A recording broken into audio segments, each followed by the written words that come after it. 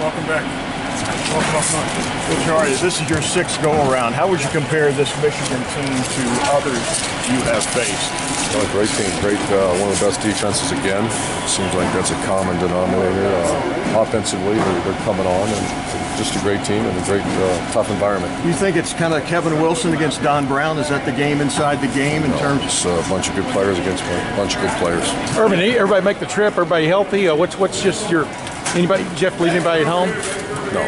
Injury-wise. The other thing, for you personally, does the night before the game ever get easier? I mean, no. In the gut sense? I wish, back 20 years ago, I wish it would have gotten easier, but no. How do you big smile, though. How do you feel about your week of preparation with these guys? Good.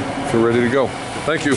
They're ready to go. Yeah, we're ready to go. You know, it's a nice bus ride up, and they've had a great week of practice, so get a nice sleep here and get ready. Gene, I asked Urban, I said, do these nights before the game ever get, any easier? And he said 20 years ago he thought maybe they would, but even for an athletic director, what's it like before a game like this? It's crazy. It's crazy. A game like this, you still get nervous, you still get your hype up, and, I love the game so much, having played it and coached in it, and so I know what it feels like to get all knotted up, and that'll happen for me a little later tonight and certainly tomorrow. You watched how this team has turned around since that game at Iowa and stuff. This is the first road trip since then, but do you get a sense that this team's, destiny is still ahead of it? I mean, if it can take care of business. I mean, I know you can't go into detail. You're on the football playoff committee, but I like the way our offensive line is really playing. I think that's one of the big things that emerged over time, especially when you have someone like Demetrius Knox come in and replace Brandon Bourne, and we haven't had injuries in our offensive line for a long time. So I like the way our offensive line is playing, and so if we can just